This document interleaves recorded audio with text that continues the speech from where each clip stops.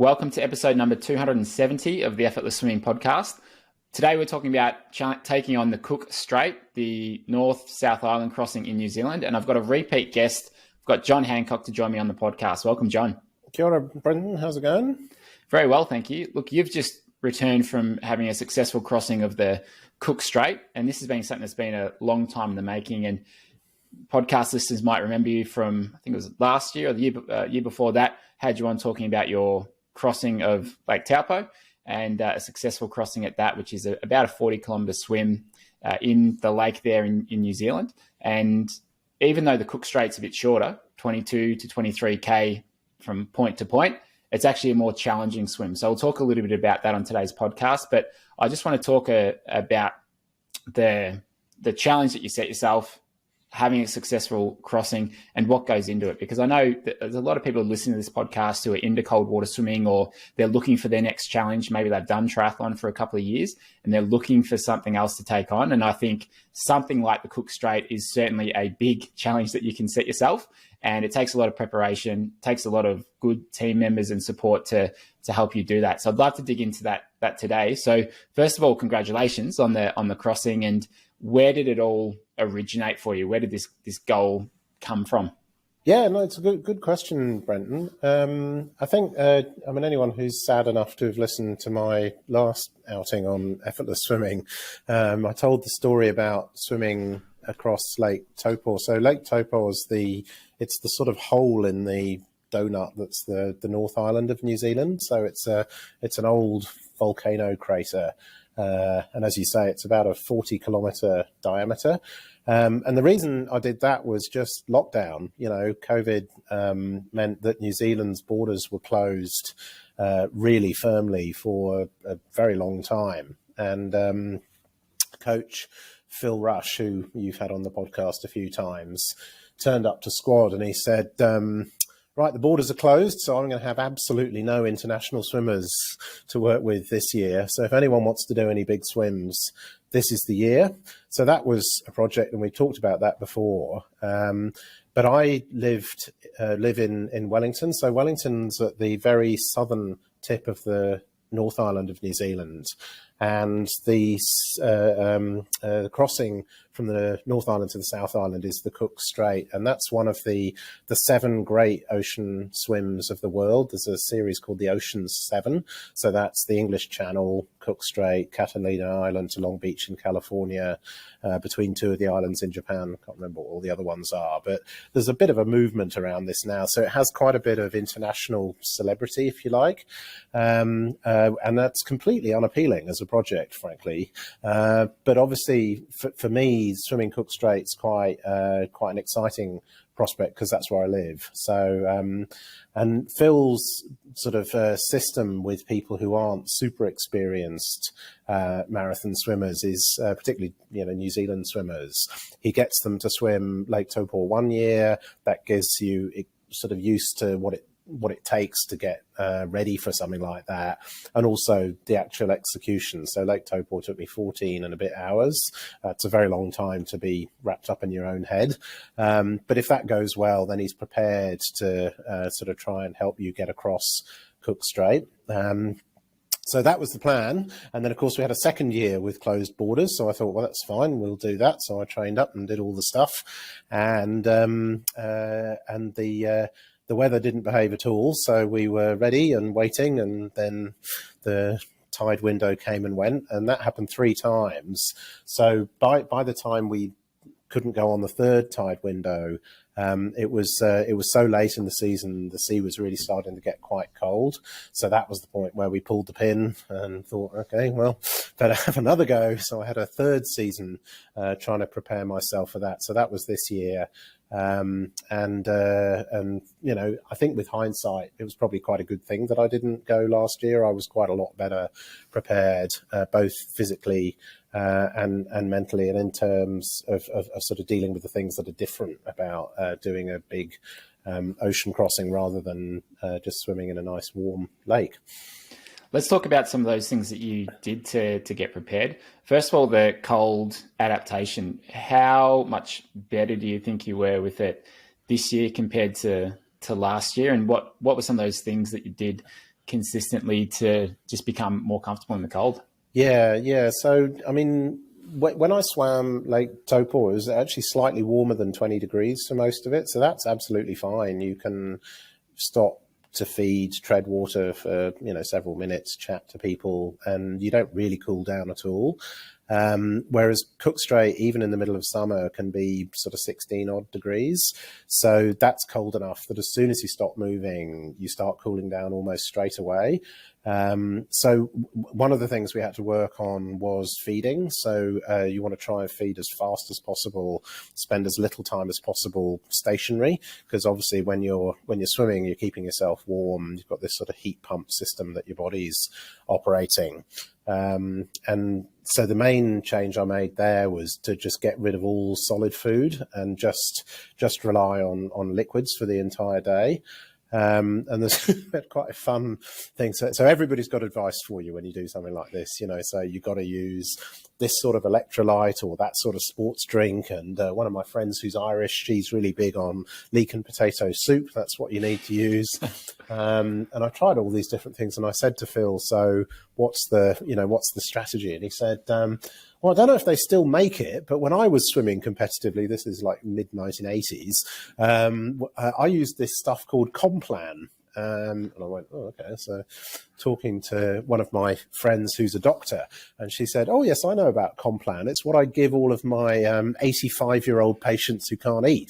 So it's like a sort of food supplement for geriatrics. So that's what I trained with. I took my Complan all around the country on training courses, and it's a sort of complete nutrition system. So I had about 100 doses of Complan to take me across the Strait. I think I worked out that I had more Complan than a geriatric would eat in over a week in one day. So that was the first thing. And then the second thing is just getting used to being cold. So when we got to the end of last season without having tried it, Phil said, you'll be fine, but I need you to keep swimming without a wetsuit in the harbour right the way through the winter. And that's quite ambitious in Wellington. Wellington weather, it's a lovely city, but the weather's not that great. And the harbour's like maybe 9 degrees. It's sort of late July, early August, which is the middle of winter for us in the Southern Hemisphere. So, the instructions were, burn your wetsuit, swim in the harbour maybe 3 times a week, every single week right the way through winter. And the theory is the frog in the pan of water that's being boiled. So in theory, you don't really notice that it's getting colder and colder and colder. And of course, this is complete rubbish, because you really do, because it's really cold in the middle of winter. But I think part of the point of this is psychological, that you do get used to the fact that you're swimming in water that's far colder than I'd certainly ever managed before, even with a wetsuit on. And then you go through the middle of winter, and then of course it starts warming up, and at that point you have a lot more self-confidence, that it may be a bit uncomfortable and everything, but you're going to be absolutely fine. And there was one point where Phil said to me, well, the main purpose of this is what we're trying to do is get you used to what it's like to be mildly hypothermic, and to understand that that's absolutely fine, which is an extraordinary thing to actually want to do to yourself voluntarily. But I think, again, what he's getting at is, the body's an amazing thing. And if you've prepared, practiced, you know what you're dealing with, and that you can manage yourself through these situations. Yeah, so it was quite a funny old winter, really. Just every time we had swim squad leaping in the harbour, swimming around the fountain. Did it ever become enjoyable? Did you ever look forward to the cold water? It's fun with other people, right? I mean, that's the bit that I tried to make the whole thing a fun project, because I think you can sort of think yourself into a bit of a black hole when you're doing something like that, because it is a bit intimidating. And I just thought it was such a ridiculous proposition that was how we were going to do this. We were just going to make a bit of a joke of the whole thing. And my mates locally have been brilliant, sort of jumping in and doing stuff like that with me. So it's made it quite fun. I think it makes a huge difference if you can make swimming like something like that, that's a bit more of a team sport. You've got other people involved. Yeah. It can be so much more enjoyable. And saw that you organised a couple of training camps in your lead up to it as well. We happened to run into each other up at Noosa. I was running some clinics, and yourself and a couple of other swimmers had arrived for a week-long training camp to get some Ks under the belt, to get some sunshine in Noosa, which you could argue couldn't get much of a better place to do that. And you also did a training camp in New Zealand. How did they help in the lead up to the swim? Yeah, no, I mean, I think taking time out to do sort of intensive swim camps it's almost essential. I mean, I'm sure some people manage to do it, but the amount of swimming you have to do to get ready for something like this is quite extraordinary. So Phil, who's a simple old school swim coach in some ways, you know, his rule is, I want you doing 50K a week for 3 weeks and then you'll be ready. So do the maths, you know, if you swim at 3 kilometers an hour, including breaks and stuff like that, that's 17 hours. So 17 hours swimming in 1 week with a break. I mean, that's an awful lot of swimming each day, every single day for a week. But of course, if you go away with a bunch of people, obviously you're not working and you're not thinking about domestic things, but just the change of scene just makes it that much easier. One of the things I did this year, which was a bit different from the last 2 years, though, was I had to start much earlier than normal. So the last couple of seasons, I've really left my build until the end of the Christmas holidays. So for us in the Southern Hemisphere, the Christmas holidays are the main summer holidays. So obviously that's family and friends, and you want to be vaguely present for some of that. So there I was sort of targeting a March swim, so starting swimming in January, whereas this year Phil wanted me swimming at the end of January because that's when the Strait's at its absolute warmest. So that meant I had to get started at the beginning of November to be ready for that.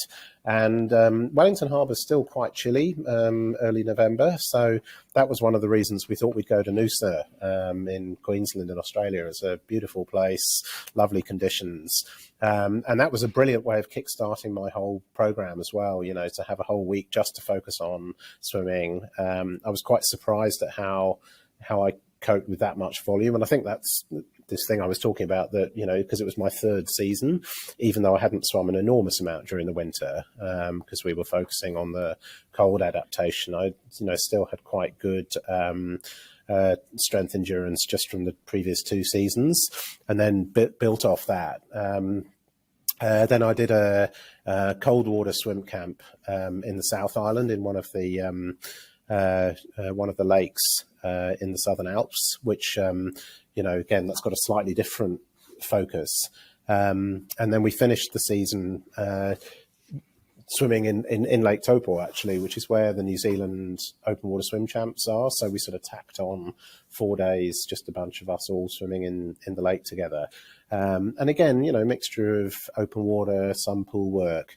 But it's the people that make it, right? But even though it's the same people somehow going to a different place, it just sort of makes it slightly more interesting. And actually, some of the lake swimming in New Zealand is great for training because the visibility is really good. You know, in some parts of the world, lakes are quite murky. A lot of sea swimming in places can be quite limited because you can't see much. Whereas Lake Wanaka in the South Island, where I spend my Christmas holidays, that's got lovely shallow waters and there's bags to look at. Lake Taupo's got a very, very interesting coastline, which we discovered new bits of. So yeah, you just sort of mix it up to keep the variety. And I'm sure someone listening to this is probably thinking, oh, how much is a lot of swimming? So you talked about the 3 lots of 50K weeks, but what about the 12 weeks leading into the swim? How many Ks a week were you doing? Well, I tried to do my classic periodization, so sort of, you know, building it up, sort of adding 5K a week in a sort of sawtooth, giving myself every 4th week off. So, you know, I would have started sort of about 30K a week, so that's about 10 hours, and then building it up sort of by adding an hour and a half every week, up to the 17 hours a week to get to 50K. I don't think I was quite as good at actually managing 50K. I think if you look at my records, it might have been a bit short, but then the swim's a bit shorter, so I probably dodged my way through it. Now, let's talk about the day itself. So it can be things can change very quickly in terms of weather conditions. Sometimes the water movement is different than what's expected. There's a lot that goes on in that swim, and the amount of stories I've heard of people getting within 100 meters of the coast, and they just cannot get there because of the tide. It's like those stories are really fresh in my mind because it's just such a huge thing to undertake, and then to get so close, but you just can't physically get there because of the tide. Those are the ones that sort of stand out to me. So take me through the day. Yeah. I mean, you're right that it's so different from even a lake swim, in as much as you have absolutely no idea when you're going to be swimming. And the best analogy anyone's ever given me for it's a bit like you hear about these people who go climbing in the Himalayas, and they'll trek into a base camp, and then they just wait for the weather, and they can be there for weeks because there's only like 1 or 2 days a year where the weather's good enough to try and do whatever they're trying to do. So the thing with the Cook Strait is it's a very tidal crossing. So it's physically impossible to swim it, no matter how good you are, anything other than within a couple of days of low tide. And that's because when the tide turns against you, the current would be so strong it would just wash you straight back way beyond where you started. So you'd never make any forward progress. So the year's sort of chopped up into these tide windows around low tide, sort of 4 to 6 day intervals. And Phil gets his calendar out and marks out when the tide windows are, and he can take multiple swimmers at the same time with dedicated teams. But at the end of the day, that's what you're aiming for.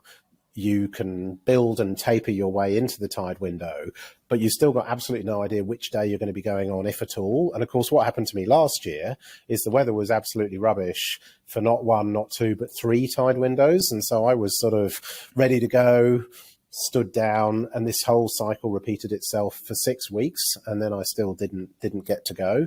So mentally, you have to be quite sort of ready for that whole sort of, oh, we're ready, oh no, we're not. So this year, obviously, we were talking about it the week beforehand, and the first day was a Sunday. Phil said, "Yep, we're looking pretty good. Looks like the weather's going to be quite good on Sunday." And then we got a tropical cyclone came through, and I think the story is, we actually got one happening right now outside the window, our second one of the season. Auckland actually got as much rain in one day as it normally gets in a whole year. Now, we didn't get all of that, but it messed up all the weather in the Strait, and that was at less than a day's notice on the forecast. So stand the team down, ready and waiting and whatever. Nothing happened on the Monday, but Phil said the Tuesday's looking quite good. So again, you need to get everyone organised, all your gear ready. And it was only, I think, 7 o'clock the night before the swim that he said, "Yeah, forecast is stable. I've checked it with a bunch of other sources. I'll see you 7 o'clock in the morning tomorrow." And then you turn up at the marina, hop on the boat, and you're good to go. I mean, the way it works is you have a small village with you. So people often say, do you do it with other people? I mean, you don't have other swimmers swimming with you, but you have a huge team of people supporting you. So there's a launch, big boat, which takes you and your support crew and a little inflatable rubber boat to the start point. And then you hop out of the launch and get into the rubber boat with Phil, the coach, and then a friend who's in charge of feeding. So you feed every 30 minutes. And then the system is the launch sort of stays with you. They may rotate the feeders if the conditions are good. And then when you get to the other side, then everybody hops back on the launch and you go straight back to the marina where you started. So in a way, it doesn't really matter whether you're going north to south or south to north. You know, as far as you're concerned, you start in the marina and you finish in the marina, because that's the loop that you do. So there's quite a lot of build up, so plenty of time to get really nervous, I found. So you turn up cool as a cucumber, but then it's about an hour in the launch to get to the start point. So the way the tides worked for my swim, it made more sense to swim from the North Island to the South Island, and that's just because the top of the tide in the morning was on the North Island, so that was the way we decided to go. But some people, the timings are different, so you do it the other way. So you make your way out there, you put your final sunblock application on, and then this famous process that I'm sure people have read about, where you cover yourself in grease. So back in the day, people used to sort of smother themselves in whale blubber to keep their organs warm. So this is English Channel rules. So you're only allowed to wear a pair of togs, pair of goggles, and one swim cap. So having grease around your vital organs is just a way of trying to help yourself stay a little bit warmer. So you look extremely unattractive when you've got all this stuff on, but I suppose that's the last thing in your mind. But it's quite a big build up, and then when you get to the right point in the tide, then you literally jump in the IRB. The IB takes you out just offshore, and then Phil goes, okay, good to go. So I need you to jump in the water, swim to that rock over there, touch the rock, and then swim. And the day itself, I think when we talked last about swimming Lake Taupo, I mean, the thing that's so hard about that is every half hour is almost exactly the same, because you're swimming in a lake and you choose a day when there's no wind. So, sure, the sun comes up and the sun goes down and everything, but there's a lot of time where it's just the same. You can't see land, you're too far away from it. Whereas I found this swim, because it's tidal, it's much more structured, and in a way that was quite interesting. To start with, you've got the tide behind you, so you're going on an outgoing tide. So you're moving incredibly quickly. Most people do 5 kilometers an hour, maybe even more than that. So I think my first hour I did nearly 6K in the first hour. And then even the hour after that, you've still got the tide helping you through. And there was a slight tailwind as well, and it was sort of butting up against the tide. So we had this sort of rolling swell, and that meant I was sort of able to sort of surf over the top.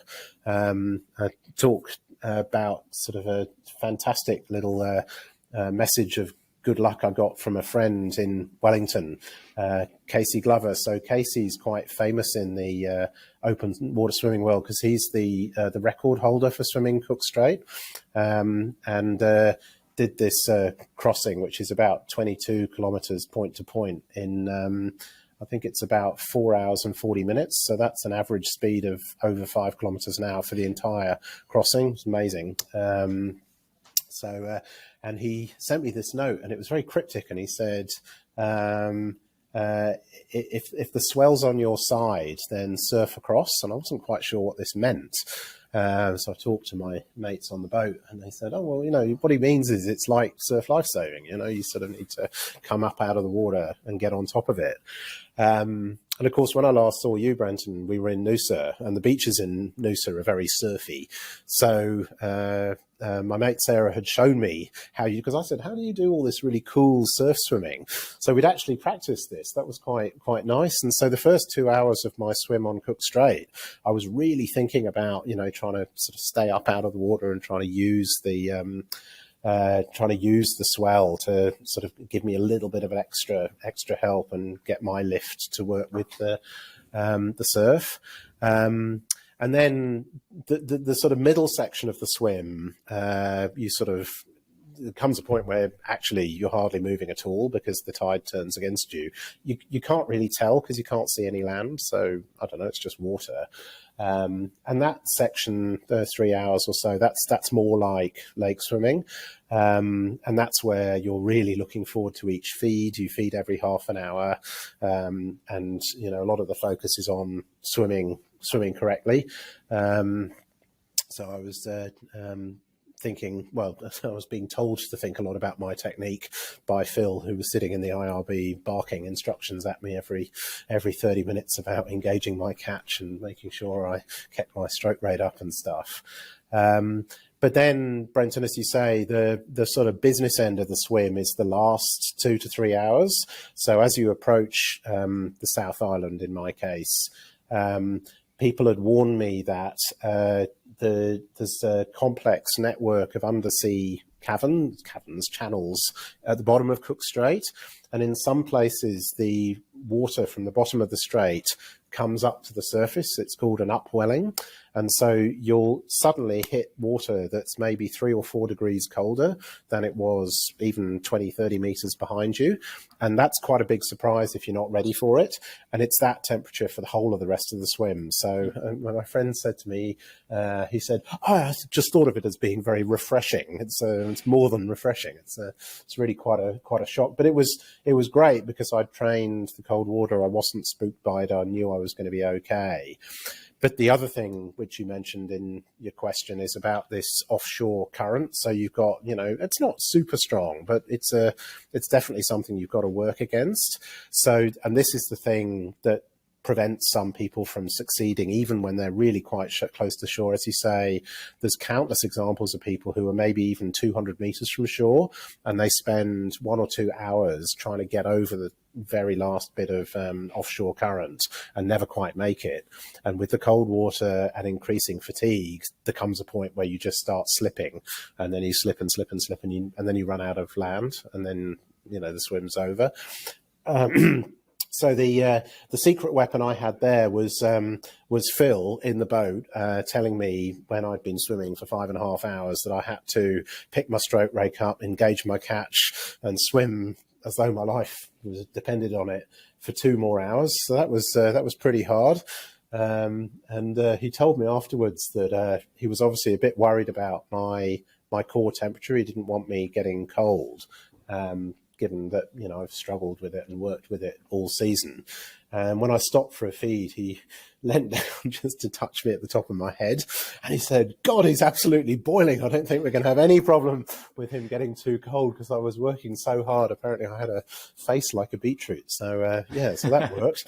My friend Sarah, I remember she was looking at the IRB and she's up there doing this, telling me to kick my legs. It's like, mate, give me a break. This is really hard.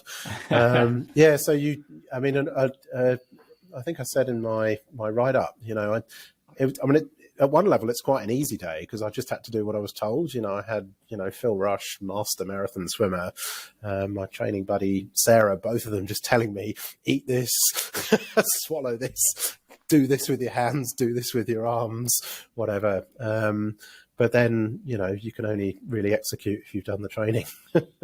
Yeah, exactly right. Was there anything that surprised you about the swim that you weren't expecting?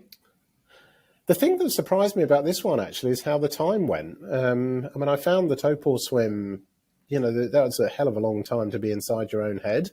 But this one, as I say, because there was so much going on, you know, I was actually, you know, mentally quite busy the whole thing. I didn't really get too bored at any point at all. And that was great. The other thing that quite surprised me is the fact I managed to do it, because it's, you know, it's a pretty amazing achievement, which isn't bigging myself up. I mean, it's bigging up my team, but it's extraordinary that somebody like me, and I'm not a great swimmer, as you know, can do something like that with, you know, with the right focus, preparation and execution. Yeah, well, in your write-up, you said it's something that's been really in the pipeline for about 10 years, but more tangibly in the last 3 years, I guess. But you said, you know, as a kid, you weren't that much of a sportsman, but you've done a lot of a lot of big things in terms of you've done quite a lot of triathlons, sort of Ironman stuff. You've done a lot of swim run stuff, and then the swimming stuff now as well. Yeah. So to me, that's really encouraging for a lot of people who may not have been sporty as a kid, and then as they get later in life, they might take on these new sports, these new challenges, and I think it's just that build up of belief that actually, if I apply myself and I do the right things and I find the right people to support me, then it is possible. And it's not just reserved for those special few who are talented in whatever sport they're doing. Yeah, I think that's right. And I mean, the Ironman thing I've talked about quite a lot, and its sort of relevance and applicability to marathon swimming. And there've been a few times, both in training and in doing some of the big swims, where, you know, I've faced situations and I've thought, well, I know exactly what to do here, because this is exactly the same as what happens at the end of the Ironman run. This is exactly the same. I understand what I need to do with my effort, my pacing, whatever. And my old triathlon coach, John Ackland, used to say, and it's obvious until you realise you'd never thought of it, but, you know, Ironman isn't about how fast you go. It's about how much you slow down. And that's all about preparation and execution. But it's exactly the same in marathon swimming. You know, you don't need to be Casey Glover. You just need to be able to maintain your pace. And if you can keep 3 kilometers an hour going as the conditions change, then, you know, you'll make it. And that's, and it's something that anyone with the right approach, I think, you know, can be successful at, if I can. And there've been some really, really good swimmers who haven't managed to get across Cook Strait, you know, but in many cases that's because they were brilliant pool swimmers, you know, and they hadn't had much experience of cold water, nutrition, effort, conservation, pacing, all that sort of stuff. But it does speak volumes to the team that you surround yourself with. And I talk a lot about how, I mean, my experience is stuff like this. It's about surrounding yourself with people who want you to be successful. It's the most important thing. It keeps it fun, which we've talked about, but also the, you know, sort of, it's not just the technical expertise. It's the self-belief, as you say, that comes from the emotional support that you get from people who really believe in you. And then amazing things are possible. Yeah, absolutely right. And I mean, before the call, we were talking about what have you done since the swim? What have you, how you're feeling, all of that. And you said you've been quite tired. You're still feeling that fatigue because the swim wasn't that long ago, really. And you mentioned you're catching up on work and those kinds of things. But with the achievements that you've done over the last couple of years, and I guess over the last 10 years or so as well with triathlon and swim run, do you feel like that has changed you as a person in everything outside of sport? Has that had a flow and effect to your confidence or the way you go about things? Wow, deep question, Brenton. Go deep here. Yeah, go deep on Effortless, the Joe Rogan of swimming podcasts. Yeah, definitely. I mean, at one level, I think, again, because I wasn't a super sporty kid, I think one of the things I've really got a lot of pleasure from is understanding a lot more about high performance sport. I think through triathlon, and New Zealand is a wonderful country for stuff like this because it's so small. So if you're into anything, you will meet the New Zealanders who are the best just because it's tiny. So you meet all these people who are world class and you get to hang out with them. And you get this amazing insight into what it's like to be the best in the world. And that makes following sports so much more enjoyable, I find. And then, of course, training super seriously, you get a bit of an insight into what it takes. And I think that, again, it's given me enormous sort of pleasure following sport far more than I did before. But I think the other thing is the sort of, it's obvious, isn't it, that the pleasure that comes in spending time with people who like doing things that you like doing, and doing things together is a great way of making great friendships. I've had loads of wonderful sort of new friendships that have all come through triathlon, swim run, and now swimming. It's been incredibly enriching. I mean, I don't know that it's changed me at work. I think I've managed to take some of the things that I had in my kit bag for work and apply them to sport. I think I've always been quite organised. I've been quite disciplined, all that sort of stuff, quite sort of hungry to learn about things. And, you know, I've used that in the swimming and been a bit surprised at how effective it's been when I'm not naturally very talented. So that's a message for all the non-sporty kids out there that you can apply other things. One thing I've noticed over my time as a swimmer is you often form very deep friendships and deep connections with people who you go through hard things with, like the channel, and obviously you're not outside the Strait, and you're obviously not swimming together, but they're part of your support team. But you're probably doing a lot of training with those people as well. And there's something about doing those hard and challenging times where you just form this bond that is often quite different to the connections that you may have with friends outside of the sporting arena. And I think back to some of my friends who I made as teenagers, and we were training 8 times a week together, going through these hard sessions where everyone's sweating, they want to quit, but you keep persisting together. It's it's a different sort of relationship that I think you can form. Yeah, because you had a friend when you were doing all your prep for Rottnest who you trained with heaps, and you had her on the podcast, didn't you? It was Italian or something. Brazilian. So Lysandra. Yeah. We were doing a lot of our longer swims together. Yeah. And I don't live as close anymore, but we see each other at some different swims. And we actually just did a swim on the weekend called the Rip Swim across the Heads here in Melbourne. And it's and it's great to catch up, and it's just, I haven't seen her for a couple of months, and then you catch up. It's like you caught up yesterday. So I really enjoy those types of friendships, and I think that's a big appeal of swimming or swimming with other people in a squad. It's just like you always look forward to catching up with them. Yeah, no, I completely agree, and I mean, I'm sure we're lucky in this part of the world. You know, there's some really great open water swimming communities as well. So the diversity of it helps as well. You know, like in Wellington, there's almost always people to go swimming with. But as you say, I mean, I've got some really great friendships out of this, which has been just brilliant, right? You know, it's just really quite life enhancing, and it helps you get through other stuff as well. You know, like when work's a bit slow or something like that, it's quite nice to have that to look forward to sort of get you through the week.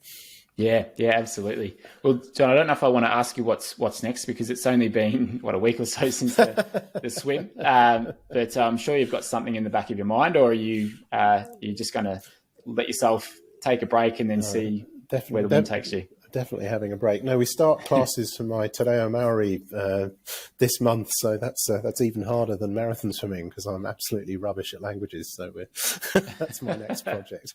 No swimming. Sounds good. You deserve a break. Well, John, I really appreciate you being on the podcast, and I'll provide links to some of the people that you've mentioned, like Phil Rush and some other episodes that we've had with yourself and some of the other coaches who have helped you on your way. So I really appreciate you being on. Congratulations once again. And I'm just really impressed with what you've achieved over the last couple of years since I met you all those years ago. Yeah, first ever Hell Week camp at Tanyapura. That was where it began. Yeah, and we were joking before the podcast started too. I said you're actually the brains behind Effortless Swimming, because you've introduced me to Phil Rush and Gary Hurring, who come along to most of the camps that I run now. And I said there wouldn't be a Maldives camp. There might not be a Hell Week camp. None of these things would have happened without you, John. So you deserve all the credit. And I'm just happy to be the front man. It's just execution. That's easy. That's right. No, I appreciate that a lot, John. Thanks again for being on the podcast. Great to see you, Brenton. Cheers.